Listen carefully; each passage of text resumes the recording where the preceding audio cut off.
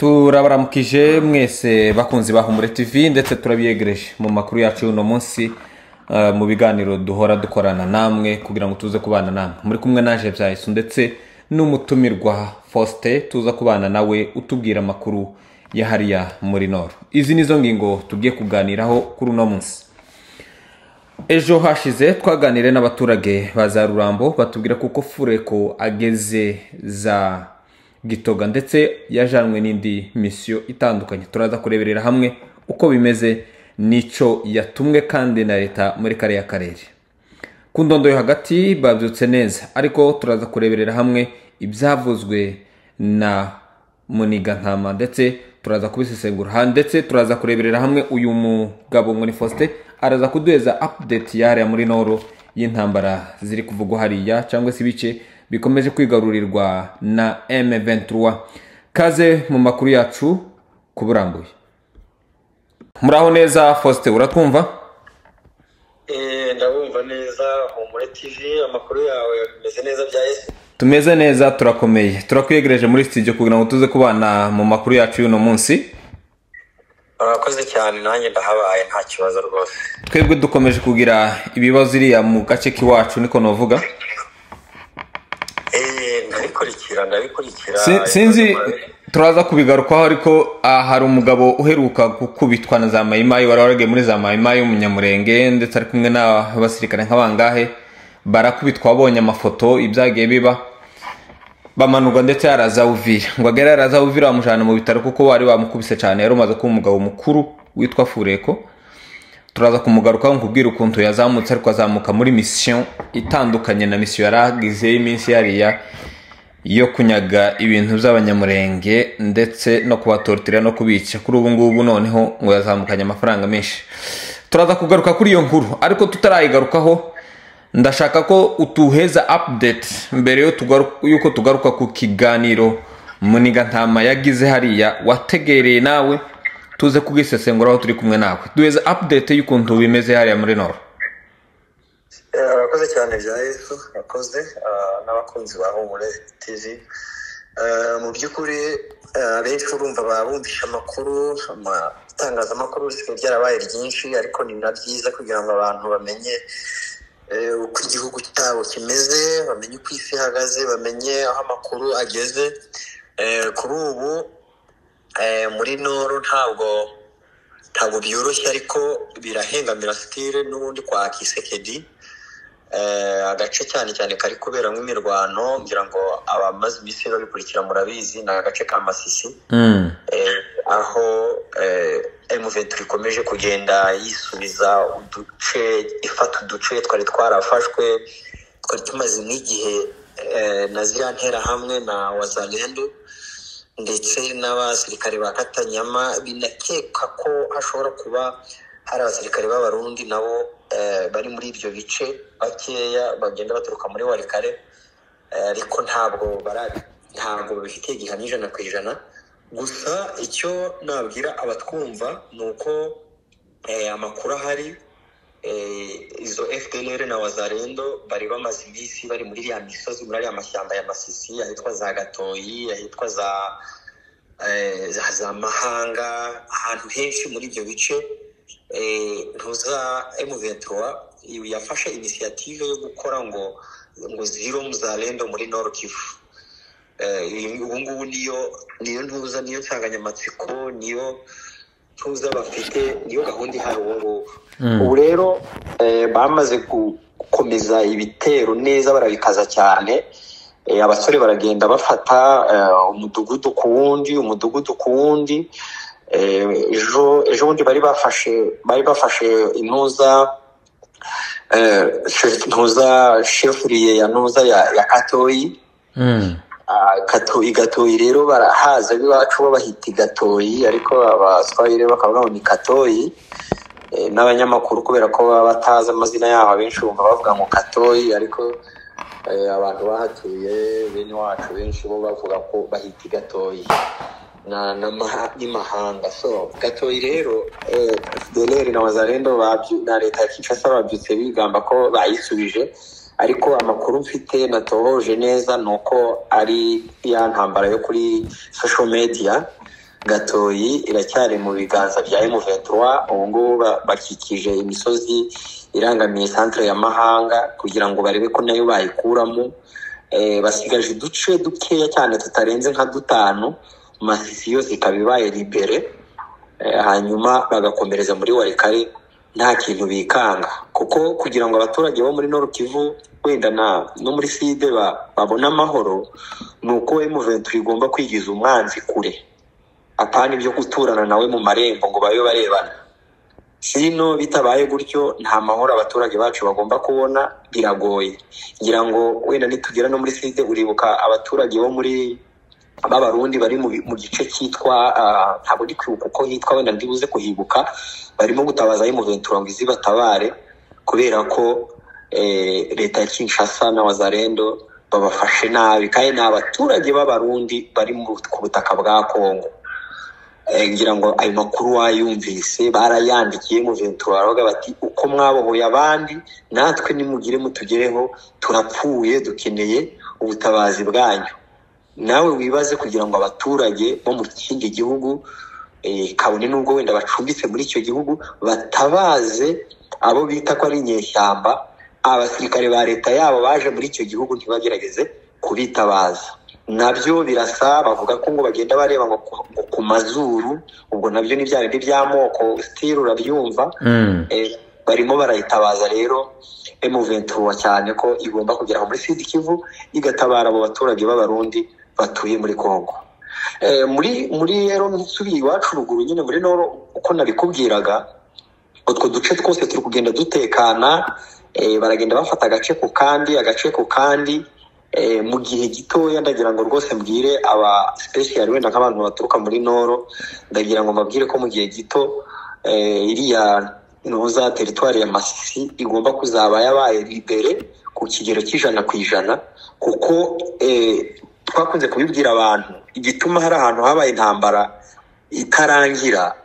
Ngira ngo murabizi ko abantu bari kurwana na M23 hariya muri Masisi na Rucuro ni Wazalendo bavuga ururimi rw'ikinyarwanda, abo mu bwoko bw'abahutu bo muri Kongo, so bagafatanya rero n'intera na FDLR zo mu Rwanda. Abo bose n'abantu bavuga ikinyarwanda, batinya rero kugenda bakomeza kujya muri Walikale, kuko Walikale ibamo abo bita abanyanga n'abakobo n'abaki, abo bazira umuntu wese uvuga ikinyarwanda n'usa nawe. Baravuga bati turamutse dutakaje ibi bice byo muri Masisi na Rucuro, nta handi hantu dufite ho kujya, ntidufite ahandi hantu ho kwerekeza. Niyo mpamvu intambara ya Masisi na Rucuro y'ibisigisigi igenda isigara yagoranye cyane, ni ukurwana n'umuntu uri kwiyahura udafite ahandi hantu hajya.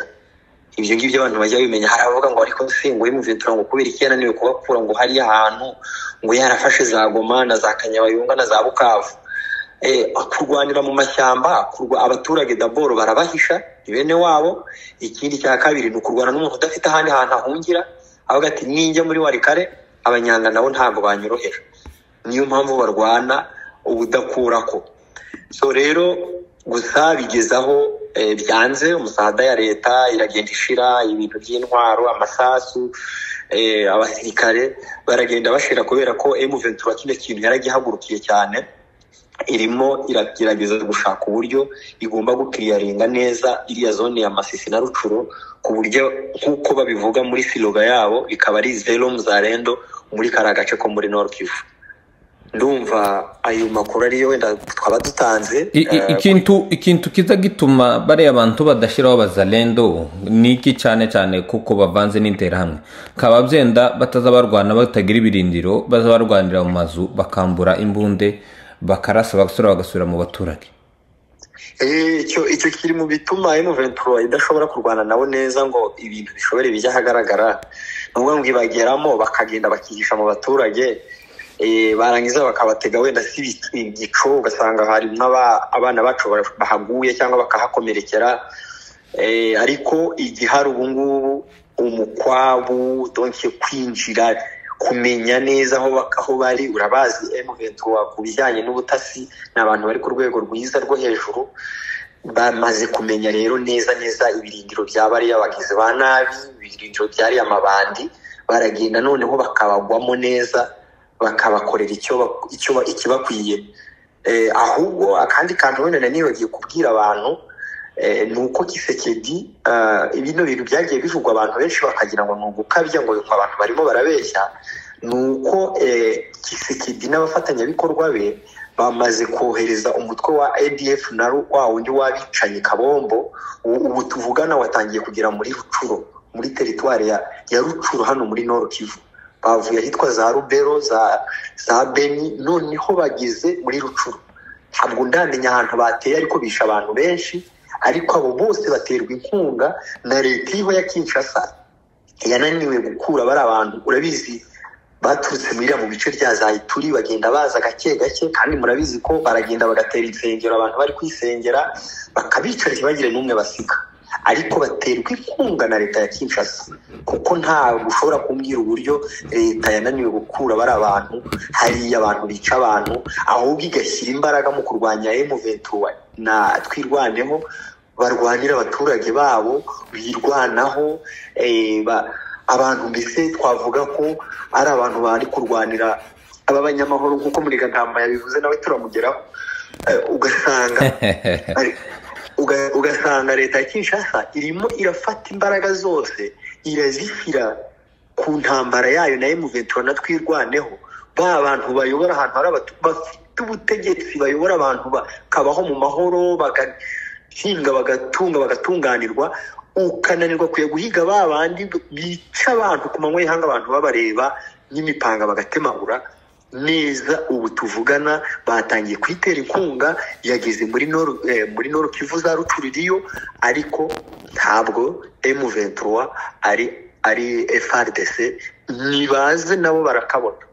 Icyo nicyo nabwira abaturage bahumure, nta kintu ADF naru iza kubatwara muri Rucuro. M23 ihagaze maso, abagome baba FDLR na Wazalendo nabo si abantu boroshye, ngira ngo icyo bakoreye Wazalendo na FDLR nacyo bazakorera ADF naru. Ako kantu n'akantu kari kanshitse, nari nibagiye kubwira abantu baturuka muri Nord cyangwa bafite amakuru yaho, mumenye ko ADF naru yaje, mube maso. Bari abantu nabicanyi babingira ngo murabazi. Ese bari abicanyi sibo leta ya Uganda ikunda kuja kurwanyira ira muri birabice? Urakoze cyane. Kubera iki badashira leta ya Uganda na leta ya Kinshasa bananiwe gukuraho abantu badafite defense, badafite eta majoro, barabananirwa burundu, cyangwa bari abantu bagizwe business gusa. Ntabwo leta ya Uganda ngewe nta kintu ivugaho, kuko nta muturage wayo bica unapfa wenda yishwe yabahagurukira. Ibyo byose tugomba kubishinja leta ya Kinshasa, leta y'abicanyi, leta itagira ikindi yita ku baturage bayo. Ubu ngubu twari tugiye kuva wenda muri Noro tutavuze no kuri press conference bakoze. Bande bakoze press conference? M23 yakoze press conference hari Goma ishaka gushyira umucyo ku bijyanye n'amasezerano basinye na leta ya Kinshasa. Aho havuzura muvugizi wa M23 n'abandi, ni ukuvuga ngo hari ibyo bagerageje guhishuramo leta ya Kinshasa itayivuga, ariko byagiye hanze.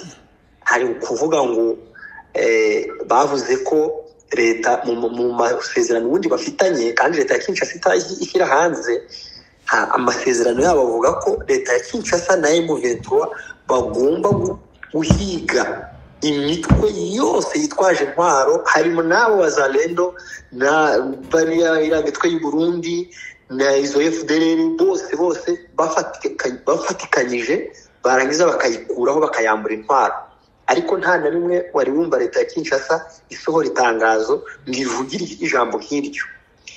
Ikindi kintu bavuze bemeranyije kandi nacyo kitazashoboka, bavuze ko ubutegetsi bwa M23 bugomba kugenda bukagera ni Kinshasa, abategetsi muri M23 nabo bagahabwa imyanya muri leta kandi bakarindwa bagacungirwa umutekano. Ibyo nabyo ntabwo leta ya Kinshasa ijya ibivuga.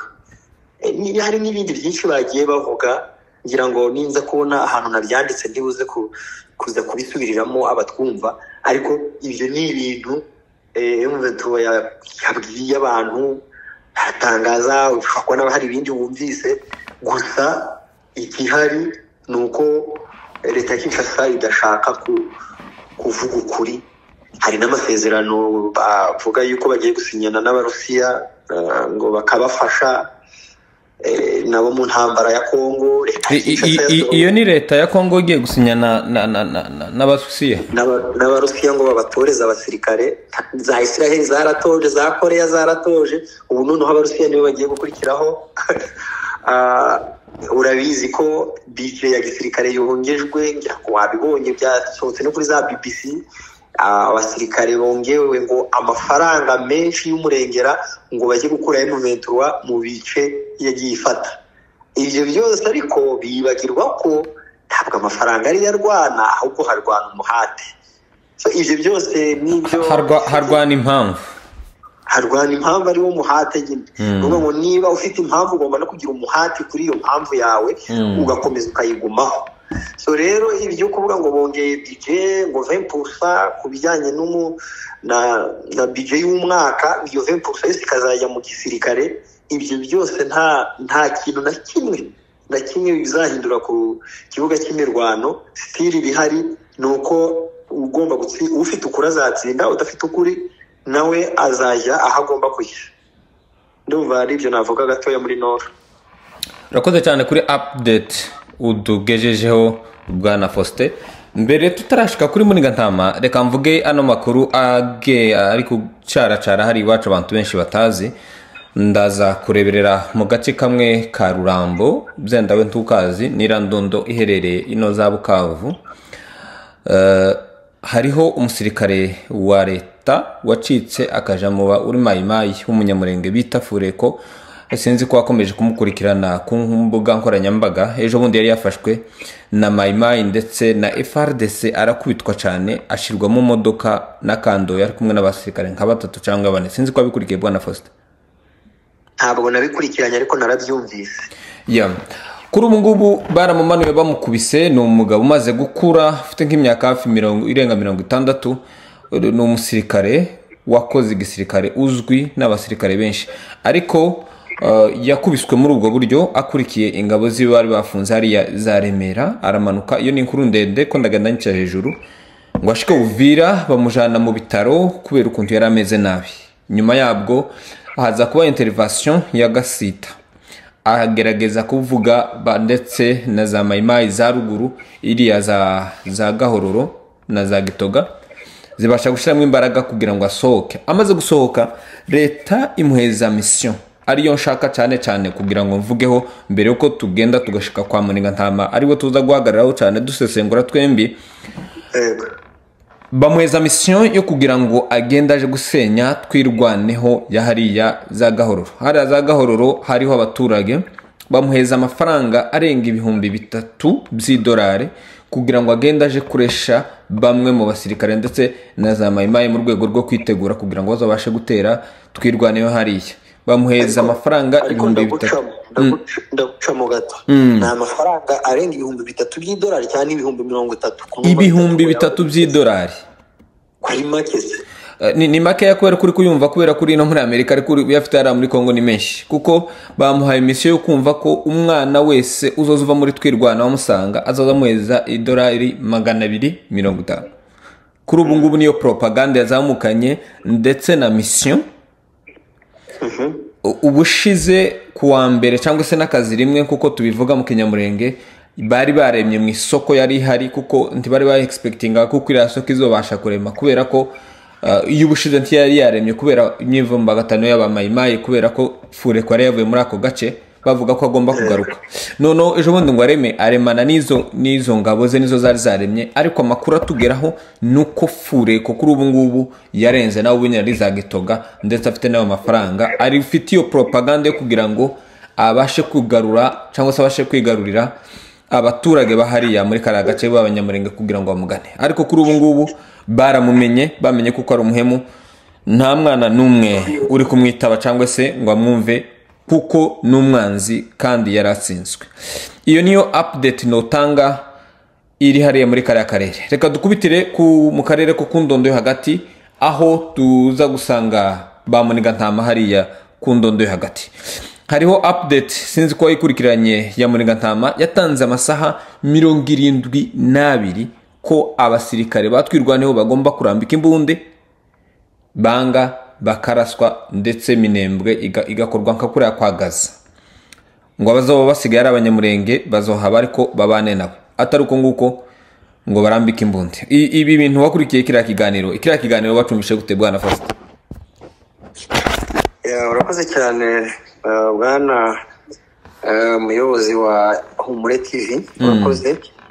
Ngewe naramukurikiye Muniga Ntama, niba ari Muniga Ntama, niba ari Munigwa n'ibiteri ntabwo mbizi, ariko Muniga Ntama naramukurikiye. Ndamukurikira wese agirana ikiganiro n'umusore Masi. Ndumirwa. Ikintu namashije kubona cya mbere ni ukumirwa, maze rwose yaragaragara ari kuri video, bigaragara ko asa nk'ari mu mazu ya gisirikare, mu defense, ubona afite amahema yo bita amapunji ya gisirikare hafi aho, rwose yambaye civile, ariko yarazitatse ingabo z'u Burundi karahava. Yarazitatse avuga ko ari ingabo z'abanyamwuga, ingabo ziri professional, zitameze nk'abanyarwanda. Kimukundira nta speech nimwe yavuga ngo abure gushyiramo abanyarwanda cyangwa u Rwanda, wagira ngo bararumuroze. Yaravuze rero tangira baramubaza bati wagiye hehe, ubu tuvugana uri he? Ati jewe rero tuvugana rwose ndi mu misozi miremire ya Murenge, nagiyeyo njyanye amahoro, ndi pacificateur. Donc yarabajijwe, urumva ibyo byose ntabwo umuntu yogenda avuga ijambo kurindi uko yabivuze, ariko ndagira ngo wenda nanjye nk'umuntu ukurikira hepfo muri side, kandi ibyago mufite natwe nibyo dufite, ntabwo kanabikurikiye naba mfite ikosa. Uyu mugabo rero witwa Muniga Ntama cyangwa se Bakiana afite ikibazo bya Yesu. Wenda n'abatwumva batwumve banakurikire neza, baratwo banasesengura, babisesenguye kundusha se. Uyu mugabo ameze nk'umuntu wamaze kugira ihahamuka, after depression. Kuko ashobora kuba ibyo yari yiteze agiye iriya i Burundi, dore ibyo yasezeranijwe yarahageze agasanga ntabwo ari byo ariko habona. N'umubona mu maso, umubona ukuntu ari kuvuga, za confidence yari afite, yabaga afite ari hano muri Amerika yirirwa ari kuvugira kuri iriya televiziyo yitwa Imuhira TV. Ni Imuhira? Urakoze cyane. Ya Emas. Ubona ko umuntu ufite confidence, yaraseka, yarihebye, aratitira, yari ari kuvuga uri kugira ngo ari gutinya ko arubona isasu uri muca hejuru. Ese nguciye mu ijambo, we wohangana natwirwaneho yakubise Rwitsa Nkuku muri buriya buryo, wamara ugasura ukavuga ngo yaravuze ngo rero ngo twirwaneho, ngo nabanyabwoba, niko yatangiye, ntabwo ari abasirikare, ngo bafata abaturage bakabihishamo kugira ngo Muniga Ntama n'ingabo ze nibaramuka barashe twirwaneho barase n'abaturage. Ngo yarababwiye ngo niba ari abagabo ngo bazave mu baturage ngo bajye ku ruhande ngo baze barwane. Niko yavuze, ntabwo ndi kumubeshyera pe. Nawe niba warabikurikiye. Ni byinshi yagiye yikontrediza, ahubwo natangajwe n'ukuntu yavuze ngo bafashe amafaranga ngo baheza ngo mayimayi kugira ngo bafate Rwitsa Nkuku imbune zikeya. Warabitegereye nawe ibyo ngibyo? Nukuvuga Muniga Ntama nukuvuga ngo completely totally n'umwana w'imyaka 5 ahita bibona ko Muniga Ntama ari igikoresho cy'u Burundi kurusha no kuba igikoresho cya Kongo. Nukuvuga ngo ashobora kuba yaraje azi yuko azakorana wenda na Masunzu. Masunzu niwe mwicanye nimero ya mbere harimo kwica bene wabo. Ubwo Muniga Ntama ngufashe gatoya bwana Faustin. Oya hano tugende dufatanya, ntabwo afatikanyije na Masunzu. Nyine ahubwo ariko jewe narimvuze ashobora kuba aza yarazi ko azafatanya na General Masunzu. Noneho Masunzu we kubera ko rwose urubwa rumubera rwo kwica bene wabo, abona Muniga Ntama agiye kumutanga umushi, aravuga ati aba bene wacu ninjye wasinye umusaraba wo kuzabamara, none nawe uje kubica gute? uko bimeze ngufashaho uri mu murongo. Ariko ikintu kihari, Masunzu yari yarafashe kara gace kose akagira karima ke mu rwego rwo kugira ngo akomeze ahayirire yandaye. Ntiyashakaga ko undi muntu wese ashobora kuba yakwivanga. Ari we wabashije gutuma Gasita atiyegerezwa hariya Uvira. Urakoze cyane. Atanga ifaranga ze kugira ngo abazalendo bamwamagane hariya za Uvira, ntagire adiragira hariya za Uvira. Muniga Ntama rero ari kuri mission ya Gisaro, Ministre Gisaro. Aramwumvisha nawe ejo bundi avuga ko nta banyamurenge bitwa ko rwose pe u Rwanda ngo rwirirwa ruza kubagirira impuhwe, kandi abanyamurenge ntabapfa n'abatutsi bose bo muri Kongo nta bitwa ku Rwanda, ahubwo ruba ruje gusahura Kongo. Yarabivuze sinzi ari ukuntu telefone yawe itakiri kumvikana neza ukuntu yazayumvikana. Ni uriya rero, uriya niwe bita Gisaro, ndetse bivugwa kuko hariho akagambane bagambaniye mu bantu batumye Masunzu afungwa, nabo bari basubiranye muri make. Mbese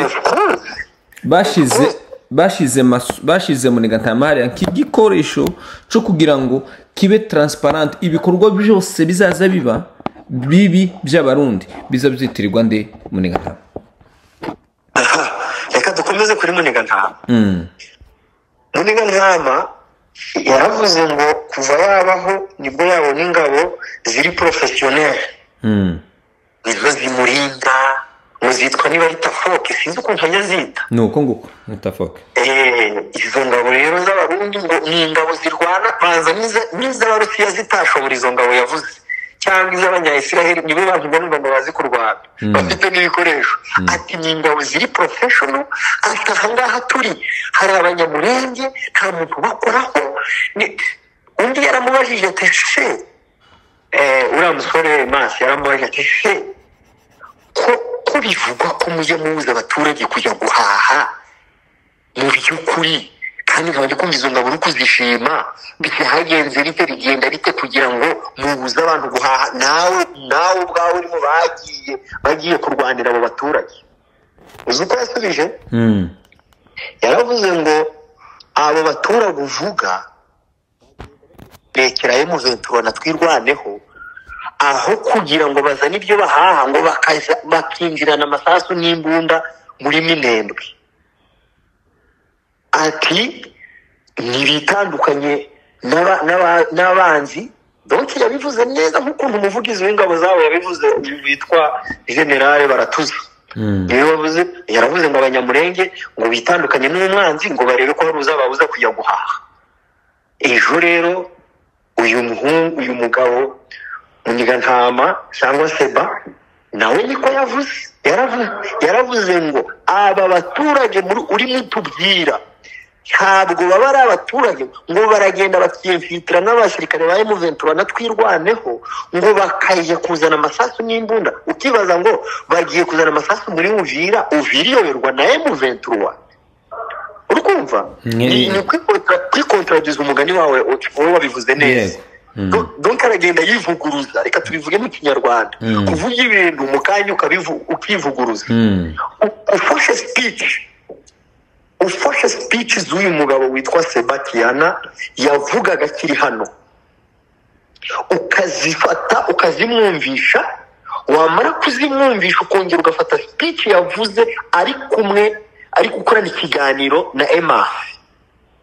Muniga Ntama ubwe yabura aho ari gitiro, yahabura kuko we ari hano yavugaga abaturage b'Iminembwe abavuga, ariko bigeze hahandi avuga ngo ntabwo abanyamurenge b'Iminembwe ari umwihariko, ngo bagomba gupfa nk'abandi bose, ngo basigaye bakazubaka igihugu. Niko yavuze. N'inkomere.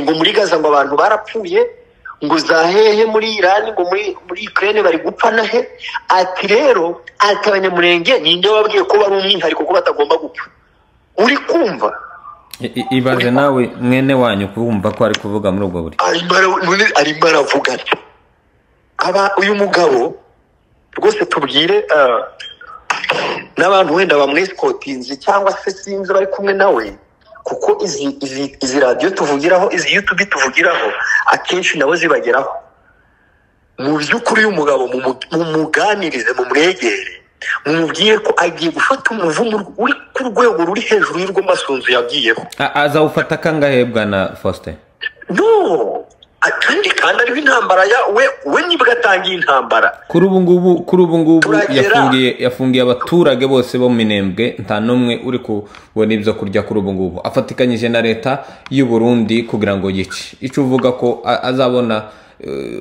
umuvumo n'iryari okay urakoze buriya Masunzu aho azatandukanira na Muniga Ntama Masunzu ibira bintu yabikoraga mu buryo buri indirect ntabwo Masunzu yagendaga ngo ajye kwica abanyamurenga at least we direct gutyo cyangwa ngo uve Masunzu avugira kuri radio ngo abanyamurenge bene wacu nzabamara none Muniga Ntama waravuze ati burya Masunzu wowe wabikoze gake reka nge nkwereke nge mbice kandi nge navuga uko yavuze ngo bamubajije ngo mbese bari abaturage muri kubizagenda bite ngo nibitandukanye n'umwanzi ngo nibitaba ibyo ngo tuzarasa iriya twirwaneho na M23 wavuga ko na M23 wiriyo ngo niturangiza tujye baramaze muri gushaka ngo dushaka ngo bariya ziriya nkomere umvizo mpuwesha ngo turimo turashaka inkomere ziriya zakomeretse ngo bajye kuvurwa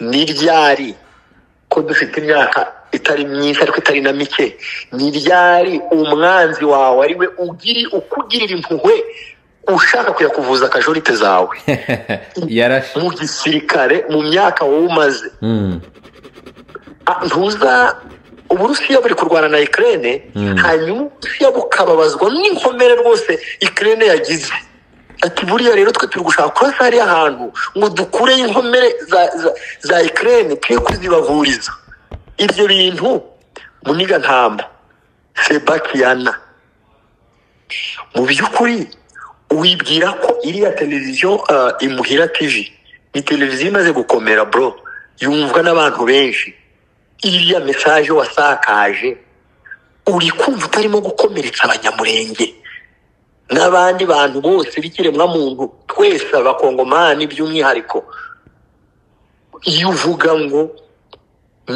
nibitandukanye n'umwanzi nibaduhereza inkomere tuye kuzivura ubundi se wamubaza mwazirasiki ndumva urwego uri kumushiramo atari ko urwego twebwe tumufiteho cyane ko kuvuga ngo byenda ngo karakomeretsa abanyamurenge kuri ubu ngubu se urumva ari ikintu c'igishitsi wovuga ngo byenda ngo karakomeretsa abanyamurenge cyangwa karabakora ahubwo genocide arimo arakomeretsa babandi byibura bake bari bakimuriho ndabizi ko hari abamukarabye kuva kera mwamaze kumuvuma kumukuraho amaboko ariko hari twadusigisigi bamwe yarashaka kujya koshya afatanyije na Gasita n'uwo ngirwa ministre uri Kinshasa abo ngabo rero nabo baramuvaho uko niko kuri nge nakubwira iyo uvuga ngo turabarasa ngo niturangiza tuye gufata inkomere none murabarasa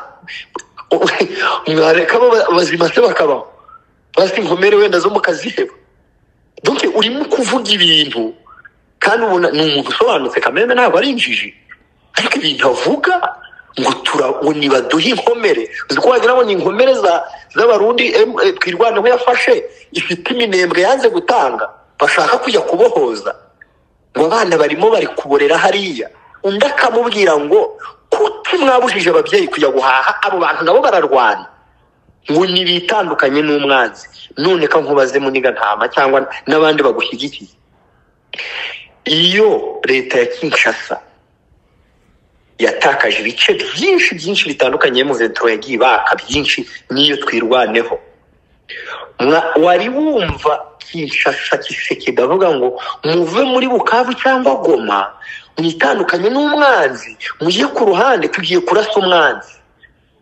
Muniga Ntama kunze kuri umuntu rwose umaze kugera ku rwego rwo hejuru muri politike, ibyo bintu wigeze ubyumva? Nuvuga ngo ibintu arimo avuga arimo arashinyagurira abantu b'ubwoko akomokamo kuri rwa rwego nta muntu n'umwe uzamubabarira niyo bizagera igihe, kuko intambara ntabwo zizahoraho. Ntabwo abaturage b'Iminembwe no muri Masisi no muri Rucuro, ntabwo abaturage bo muri Kivu zombi bazahora mu ntambara. Hari igihe Imana izabaha amahoro bakagira ubwiyunge, ari abo Bashi, ari abo Bapfurera, ari abo Banyamurenge b'Abatutsi n'Abaki, Abandandi n'Abahunde, twese tugasangira nk'Abakongomani, tukaba hamwe, tugahinga hamwe, tugasangira, tukajya gusenga hamwe, tukagira gute. Icyo gihe Muniga Ntama uzaba uri he niba koko ibi bintu tuvugira hano kuri ibi bintu tuvugira hano kuri YouTube ntabwo bivaho, ntabwo bisibama. Niyo mpamvu nakubwiye ngo Masunzu yishe bene wabo ariko ntiyigeze ajya kubyigamba.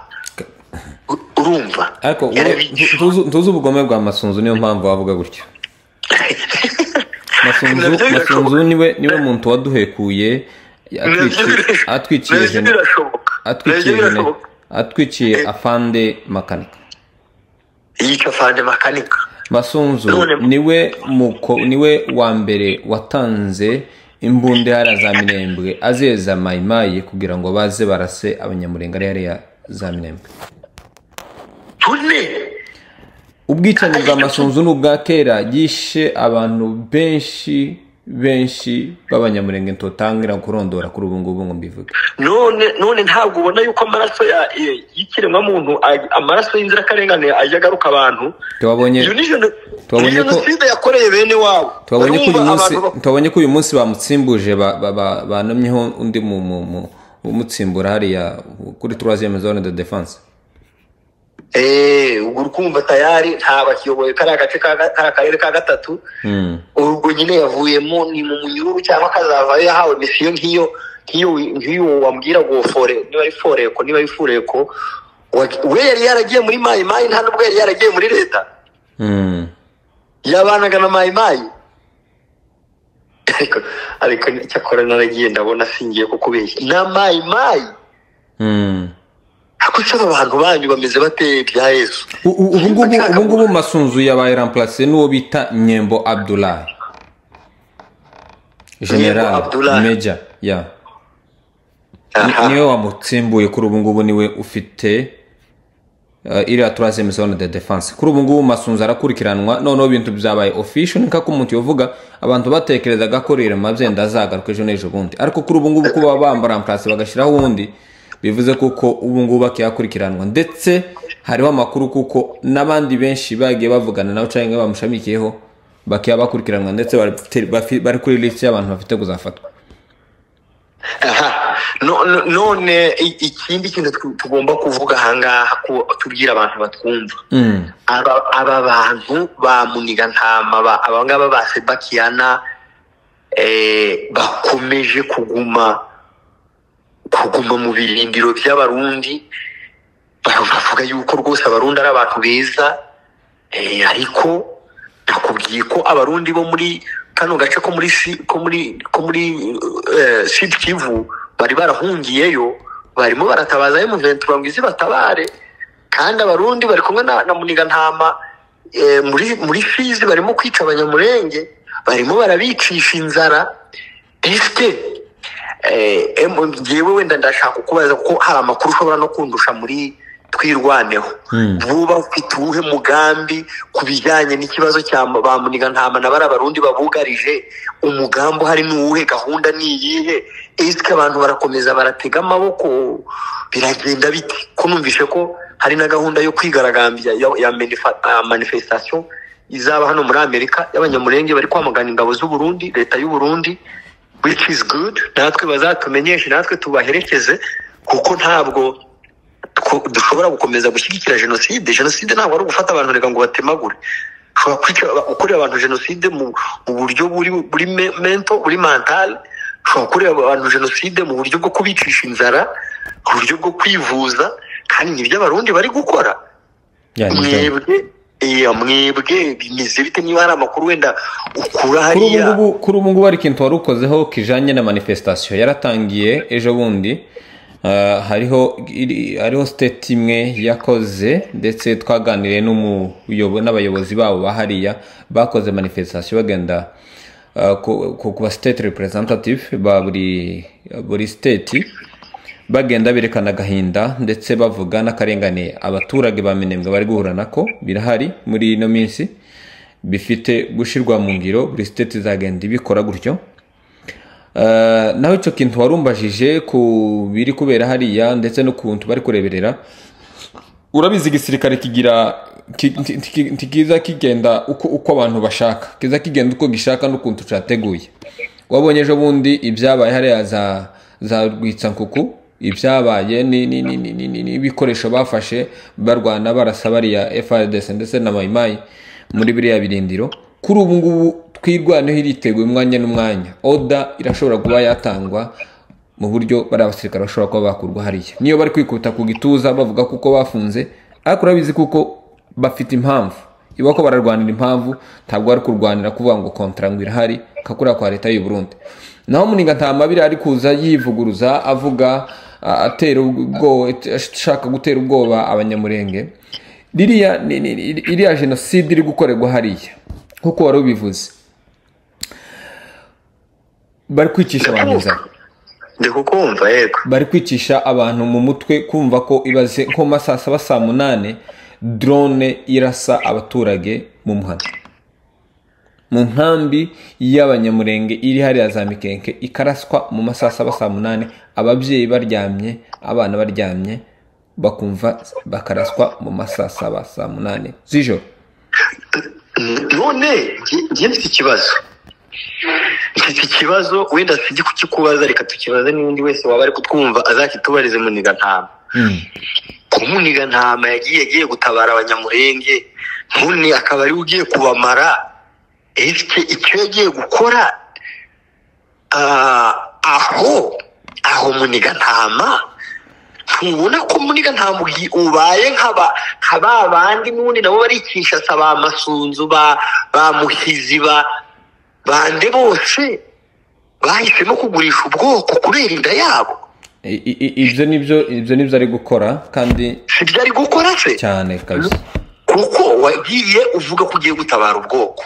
None bakiwe no kugerayo ukabona ibintu ntibigenze uko ubishaka, ugafata indege ugasubira muri Amerika. Ntawe ariko kwima visa, pasiporo yawe urayifite niba wenda ufite niyo citizen, ariko uhisemo kwesikotingwa n'abarundi. Abarundi ubundi basheringe bene wanyu babice abamare. Mwese abanyamurenge nibamara gushira, Muniga Ntama azagenda ajye kuvuga ngo uzagenda uvuga uti buriye ntabwo ngiye nari umunyamurenge, nari umurundi, nari umunyamurenge, nari umubembe, nari umuvira, nari bwoko ki. Kuko ngewe naramukurikiranaga ibiganiro byabo, narabikurikiranaga cyane, we n'abitwa ba Kingungwa n'abandi. Wumva utabisobanukiwe ushobora kumva ko bavugira abanyamurenge, mbese uraho utazi igipfa n'ikizima, mbese ugafatiraho ukaza tuvuge ukumva nk'icyo kiganiro gusa, ushobora kuvuga uti mbega umugabo w'umupatriyote, urumva yaje ngo ari pacificateur, umuntu uzanye amahoro. Uhageze bene wanyu ubabuza kujya guhaha, bene ahantu wavukiye wakuriye uzi ukuntu ubuzima bwaho icyo gihugu wirirwa uri gutaka kitigeze kibaha imihanda, kitigeze kibaha development nk'izo utundi duce andi moko yagiye abona. Uti rwose aba bantu bamerita kutabona development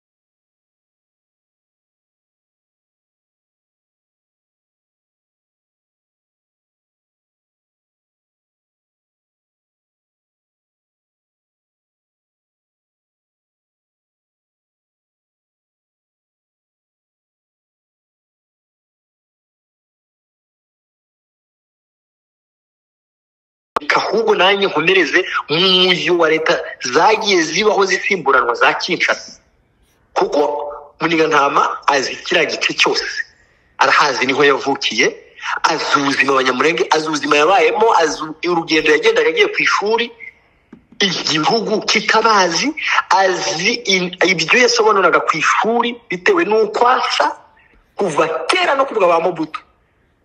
Naho ntabwo ibintu byabaga ari shyashya 100%, nuko Mobutu yari umuhanga, ari umunyabwenge, akabuza abantu kwica abandi. Ariko sitira abantu kuva na kera bavugaga ko ari Abanyarwanda. None uyu mugabo waciye muri ibi bintu, wakuriye hariya, umugabo wahuye n'ibi byazane byose bibaho umuntu wabaye umusirikare, byari bikwiye umwanya Munigantama nanifeba watakaje uvugira ku mateleviziyo atandukanye, ku bitangazamakuru bitandukanye. Tubona ko upfushije ubusa. Apfushije ubusa se yavugiraga Abanyamulenge cyangwa ahubwo yarabacunaguzaga avuga kuko yavugaga ko avugira Abanyamulenge, avuga bahe nawe ko yabaye ntabwo. None se ni kangahe Munigantama avuga ngo General Makanika intwari yacu ngo yishwe n'Abanyarwanda? uko niko kuvugira Abanyamulenge se indege yarashe Makanika ntizwi naho yahagurukiye n'umwanya yahagurutse leta ya Kongo ntiyabyigambye ibyo zo nta wobiye, ariko yavugaga ko Abanyarwanda bamwishe ubyibuka se. none se ntumva kuko n'ubwo bari kuvuga ngo Abanyarwanda nibo batanze ifaranga kugira ngo Rwitsa kwifatwe ngo bahaye mayimayi, ngo bahaye mayimayi.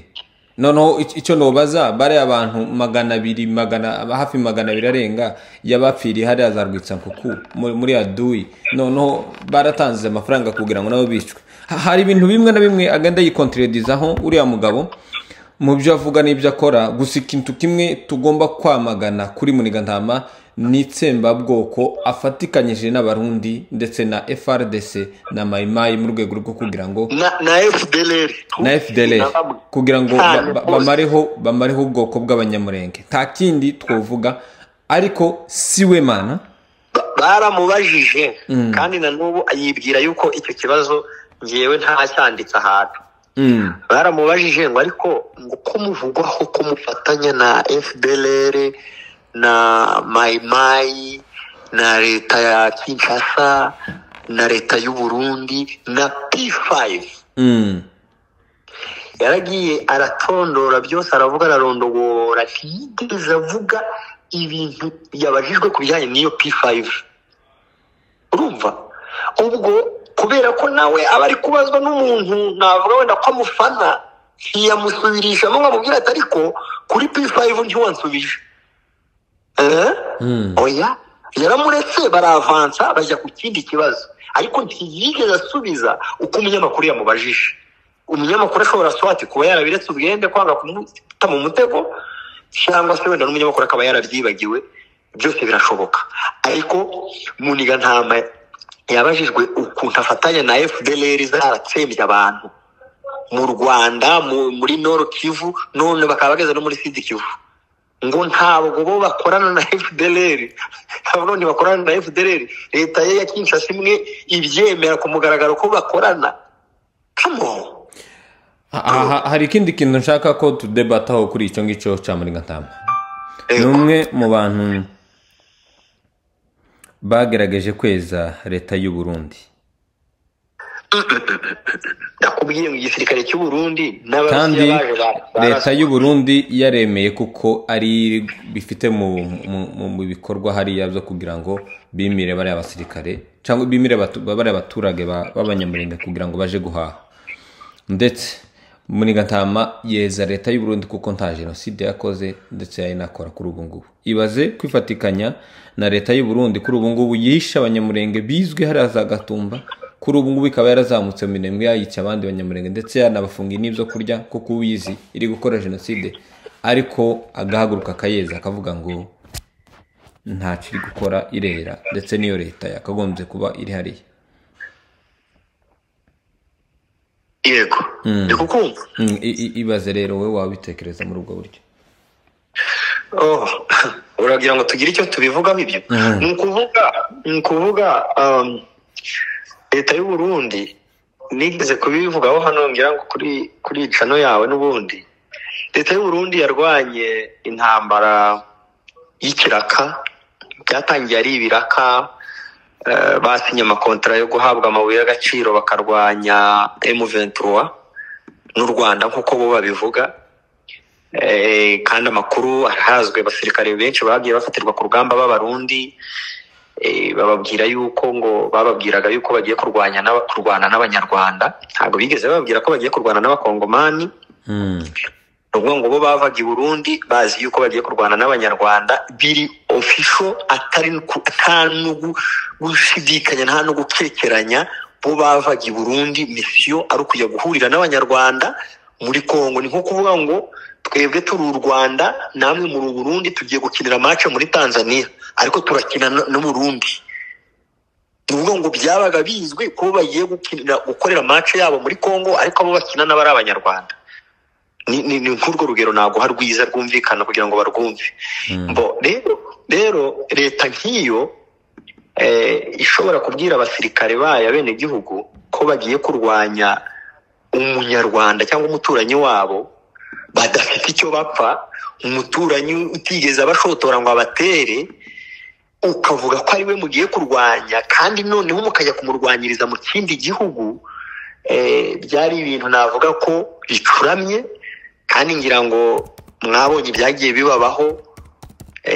Benshi barafashwe, ibyo baboneye aho bita ku Mushaki barabizi, amatekwa zahavuye, aba ofisiye bahaguye bitwa bakaje ibwami n'abandi bari kaje ibwami bari nde banashyiramo n'akarakantu ko kohereza y'abantu bameze nk'aho ari abantu b'ubwoko bumwe. Simba nshaka no kubivugaho cyane. Ibyo bintu byose leta y'u Burundi irabikora neza, isi yose irabimenya. Ntibabonye batsinzwe ngo byibura bakuremo akabo karenge nk'uko Sadek yavuze iti hano turayamanitse turagiye, Tanzania iti turagiye. Bo baratsinzwe barakomeza baravuga bati hano biranze, reka noneho tugiye gutsemba abaturage n'ubundi basa nabo bene wabo bari muri side abo bita abanyamurenge. So icyo navuga rero nabwira Muniga Ntama n'abandi bameze nkawe, ntabwo nkuko Makanika yabivuze, ntabwo bariho ku bwabo, si wo mana. Nta nubwo abanyamurenge kuba bakiriho ari impuhwe bagiriwe n'abapurero cyangwa bagiriwe n'undi muturage wese waho nge simbazi sinahatuye, ariko icyo mpamya neza nuko abanyamurenge babayeho ku bw'Imana yabo n'amaboko yabo. Kandi iryo jambo yararivuze afande Makanika nyakwigendera, yarabivuze ati tuzabeshwaho n'Imana n'amaboko yacu. So wowe rero Muniga Ntama n'abarundi wenda mwumva ko igihe kigeze cyo gutsemba abanyamurenge, yarabyeruye aravuga ngo niba titandukanya n'umwanzi ngo ubwo bazapfa, ngo bazasigara bazabaho. Pepe neza arabivuga gutyo. Urukumva ukuntu abantu nikikwereka yuko ngo abanyapolitiki, sinzi niba ndi bumwite umunyapolitike kuko siwe, nge simbona umunyapolitike wahangara kuvuga ibyo, ahubwo ni umwicanyi. Reka mbivuge muri iyo ntuza nziza, umwicanyi. Ni umwicanyi. So rero Muniga Ntama n'abarundi rwose yashimye ngo bambara neza, ngo bakoze imyitozo, ngo bafite ibikoresho bamurinda aba escort be. Ndagira ngo nanjye ntange message nk'umuntu uzi iby'intambara. Ntimushobora rwose berurire niyo M23 yabura kunyura ngo ize gutabara twirwaneho, ntimushobora gutsemba abanyamurenge ngo mubakureho. Yarababwiye afande Makanika ngo yarababwiye ngo ntabwo tuzapfa ngo dushire. Urumva, ntitwenda gupfa ngo tuzashiraho twese, ntiryashoboka. Niko yavuze. Nawe rero azaza, isasu ryo ntiritoranya, azabica bene wabo, ariko bizagutangaze nawe yishwe akagwa muri iyi ntambara bitewe n'amaraso ya bene wabo bari kumenya. Nasubiza inkota mu rwubati n'abo barundi bari kumwe nawe, bitondere abantu bari kurwana badafite icyo baramira. Aba bantu barwana nabi, barwana intambara iteye ubwoba. Abantu bari kurwana bafite icyo bari kurwanira ukuri, nubwo ngo ntacyo bahomba. Perezida w'u Rwanda niwe yivuga ngo turwana nk'abadafite icyo bahomba, tudatinya isazo, tudatinya gupfa. Abo rero nibo makanika n'abarundi bagiye gufesinga mu byumweru bike biri imbere, nk'uko wari uvuze ngo bategereje go ahead, bategereje go ahead, bakahita batangiza ibitero ku mirongo y'abarundi. Baramubajije, umunyamakuru yaramubajije ngo mbese muyobora ahantu hangana iki? Aravuga ngo tuyobora ahantu hanini, ngo twirwaneho na M23, ngo bayobora ngo ahantu habiri gusa. Urumva ngewe utwo duce tw'iwanyu ntabwo mba ntuzi, ariko yavuze ahantu hatoya hake hashoboka, ngo ahandi hose nibo bahayobora. Yego biranashoboka koko mwaba muhayobora, ariko se ayushuwa ko muzahaguma? Ndumva ari cyo ngewe navuga kuri icyo kibazo warubajije.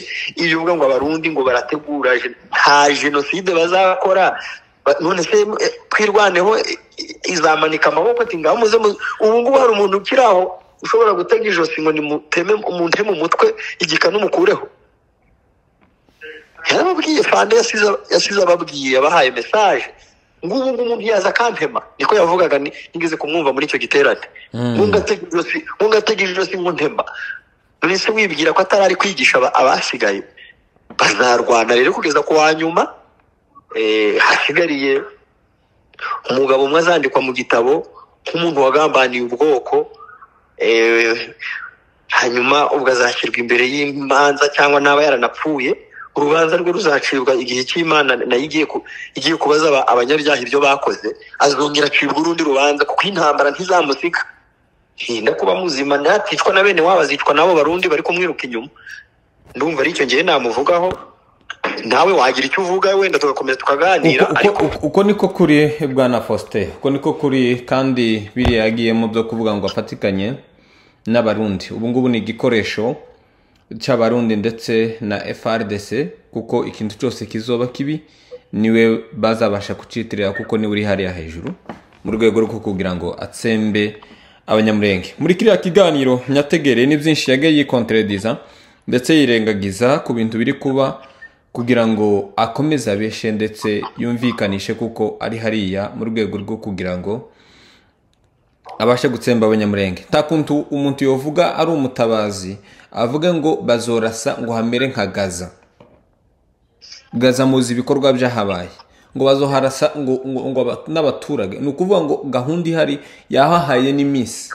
Aravuga ngo bahaye amasaha 70 ni ukuvuga ngo ni iminsi mikeya. Ahubwo kuri ubu ngubu ni ukuvuga ngo hasigaranye amasaha makeya kugira ngo babashe gutera abaturage. Kuri ubu ngubu update itugeraho nuko abasirikare b'abarundi bakomeje kwimbindake, begera za Rwitsankuku, begera za Mikenke, ndetse begera na za Minembwe, mu rwego rwo kugira ngo babashe kuhaterera rimwe ndetse no kuharasa kugira ngo babashe gufata Minembwe. Hari irango bita Baruta batubwiye riri très stratégique mu buryo bwo kugira ngo babashe gutera hariya hantu, ariko ishonzi cyo ntabwo ari bo mana. Barategura nkuko bategura n'ubundi ntari za Rwitsankuku bari bateguye, ariko kubera imbaraga zatwirwaneho n'impamvu ituma barwana hariya, kutemera ko bagomba kunyarwa uburenganzira, bakomeje kurwana kandi bakomeje kwafata. Ntabwo twavuga kuko bazotsindwa, kuko ntari bageze, ntabwo ari kubw'imbabazi za FRDC na My Mind ndetse n'abarundi kuba bafashe turiya duce kuri abamese. N'abagabo barahagaze kandi bahagaze ku isezerano, nabo biriya bavuga ni ibisanzwe ku mwanzi kuvuga ashaka gutera ubwoba, ashaka kugira gute, birabyo ni ibisanzwe, ariko nta kizamukundira, kuko Masunzu wafunzwe nawe ntabwo yarananiwe kwifuza biriya byifuza, kandi yakuye hose. Kuri ubu ngubu arafunze, ntaco twokomeza kuvuga kuri bariya bagabo. Ahubwo update hari nuko akarere tugerageje kubaza ka Rurambo kameze neza, ndetse n'iriya nta bitero biragaragara kugeza kuri no munota.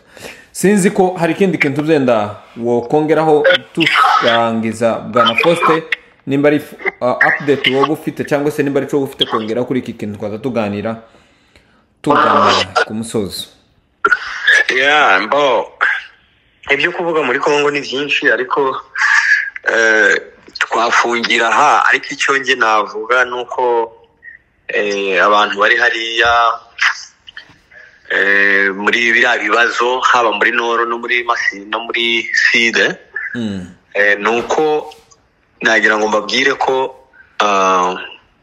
ibi ngibi Kisekedi yirwa yivurugutamo n'abambari be aribo Barundi, imbaraga kenshi nyinshi yazitijwe na bene wacu bagiye batugambanira, barimo abo bamasunzu, barimo na n'uyu muniga ntama uvuye muri Amerika akaba agiye gupfira hariya mu mashyamba ya Minembwe ya za Fizi.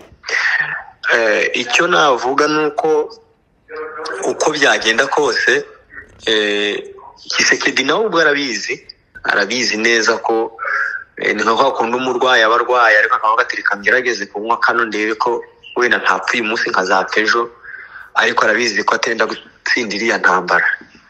Abaturage birwanaho bo muri Noro no muri Side bahagaze magabo. Ikintu cya mbere cyakabaye gitera ikimwaro n'isoni nuza muniga ntama nukuntu azi neza akarere kabaza ukuntu kasigaye inyuma mu majyambere, kandi abaturage baho abenshi bakaba baragizwe injiji bakimwa amahirwe yo kwiga, abizi neza kuko nabonye ari umuntu mukuru ukuze w'umusaza.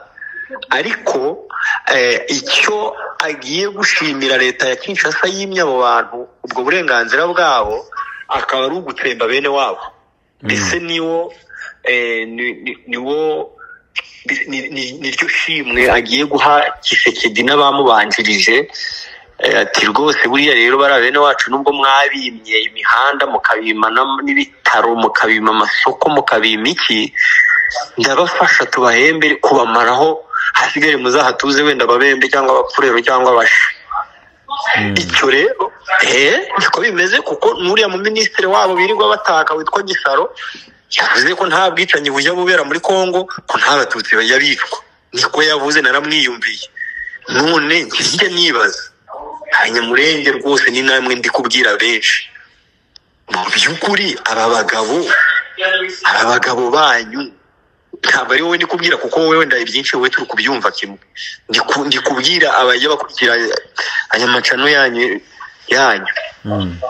Aba bagabo banyu mu by'ukuri babakomokamo, bigaragara ko ari abagambanyi bari ku rwego rwo hejuru.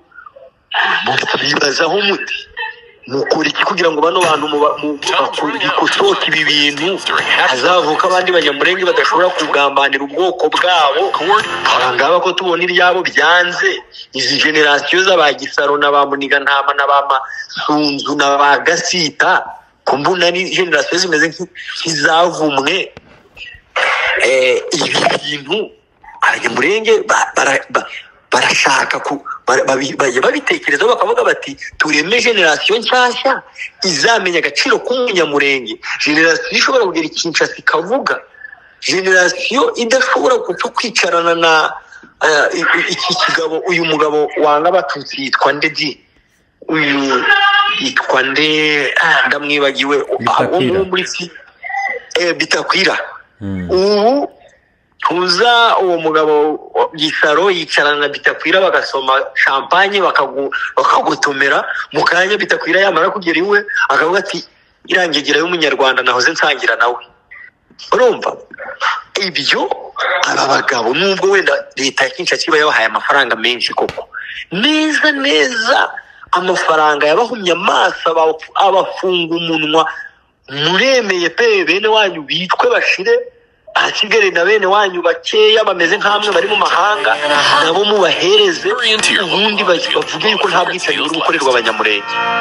Ngewe navuga ngo harimo akantu k'umuvumo mugomba kuzareba kabasa abantu bamwe banyu, simvuze ko ari bose, ko kugambanira ubwoko bwabo ukanarenzaho ukavuga my dear ibi bintu mugende mubitekerezeho, abazumvikano yacu batubwire ngo ni ikihe kigomba gukorwa kugira ngo abantu nk'aba Masunzu, Bagasita, Sigiwe Wungu, niba ari ndetse Bakiyana, abantu nk'aba Gisaro, bave iyo generation muyikure mu ntuza mu ntekerezo zanyu, mutegura abantu bazabacungura byanyabyo.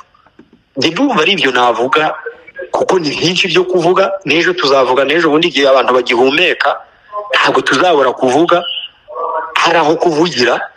Ariko aba bavandimwe bacu bari hano mu mahanga, mwirirwa muvugira leta ya Kinshasa kubera udufaranga babahaye.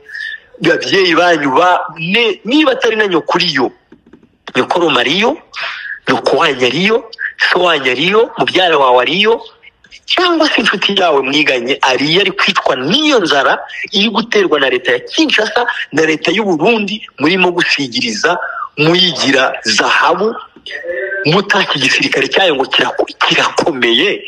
Ariko iki gisirikare cy'u Burundi gikomeye, muniga ntama wanjye, ntabwo ari cya kindi cyarwanye muri Nord Kivu koko. None se abagikahangamuye wagize ngo umunyamurenge n'umunyamasisi yari aho batandukaniye, ko nabo bazabanywesha? Reka ndekera aha. Amazina yanjye nitwa Faustin, ndarekeye igeretse. Amazina yanjye yanyita Faustin. Reka tugushimire bwana Faustin, reka tugushimire cyane kubana nawe. Twavuze ko tubana nawe kenshi, ndetse buri gihe tukifuza kubana natwe. Turagushimiye cyane bwana Faustin kubana natwe, ndetse no kuduheza update n'ibitekerezo uko byumva kuri ibi bintu biri kubera hari iwacu. Urakoze cyane bwana bya Yesu, kandi Imana imuhe umugisha. N'abaturage b'abakongomani mwihangane, tuzatsinda muniga ntama n'abarundi. Murakoze cyane. Mwari kumwe na Rugamba ndetse nanje bya Yesu naho ubutaha.